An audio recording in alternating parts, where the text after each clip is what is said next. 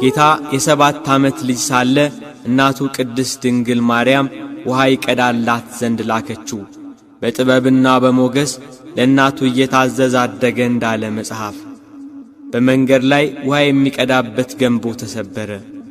ልዑለ ባሕሪ ሁሉን የሚያደርግ ድንቅ አምላክ ነውና ውሃውን በለበሰው ልብስ ይዞ ወደ እናቱ ተመለሰ። እመቤታችን ቅድስት ድንግል ማርያም በነገሩ ፈጽማ ተደነቀች። የሚያደርገውን እየተመለከተች በልቧ ተጠብቀው ነበር እንዳለ ቅዱስ መጽሐፍ።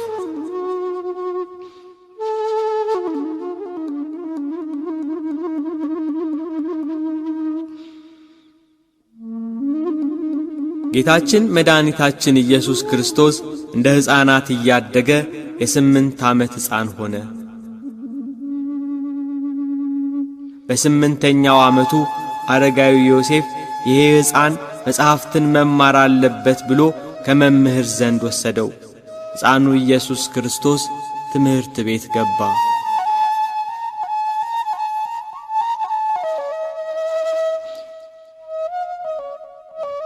መምህሩ አልፋና ቤጣ በል ብሎ ጌታችንን አዘዘው። ጌታችን ኢየሱስ ክርስቶስ ግን እንደ ሕፃናቱ በል የተባለውን አልደገመም።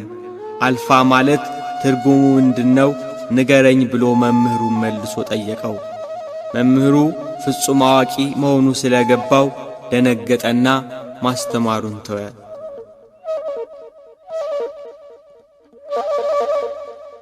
በሌላ ጊዜ መምህሩ ሲጽፍ ጌታችን ኢየሱስ ክርስቶስ ቀዩንና ጥቁሩን ቀለም ወስዶ ደባለቀበት። መምህሩ ይህን በተመለከተ ጊዜ ይሄ መበለት ልጅ ቀለሜን አበላሸብኝ ብሎ በጥፊ መታው። ጌታችን ግን ለምን ትመታኛለህ? ቀለሙን እንደነበረ መልሶአለሁ ብሎ ጥቁሩን ከቀይ ቀለም ለይቶ እነሆ ገንዘብህ ይኸው ውሰድ ብሎ ሰጠው። መምህሩ ሁኔታው አስደነገጠው፣ በነገሩ ተገረመ።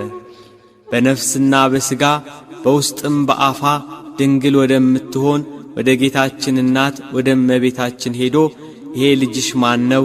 የሚሠራው ተአምርስ ምንድነው? ነቢዩ ኢሳይያስ ድንግል በድንግልና ትወልዳለች፣ ስሙን አማኑኤል ብላ ትጠራዋለች ብሎ ትንቢት የተነገረለት እሱ ነው እንዴ? ብሎ ግራ ተጋብቶ መልሶ አስረከባት።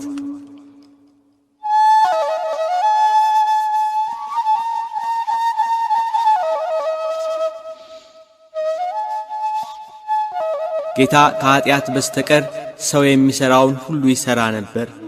በልጅነት ወራቱም እንደ ልጆች ይጫወት ነበር።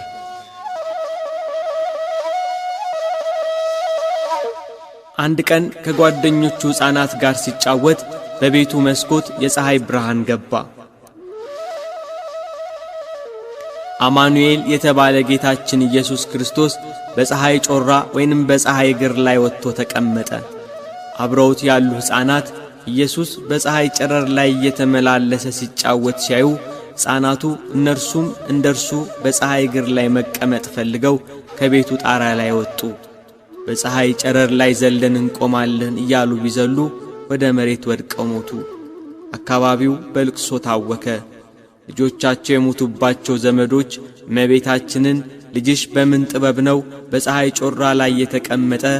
የኛ ልጆች ልጅሽን አይተው እንደርሱ ለማድረግ ሞክረው እየወደቁ ሞቱብን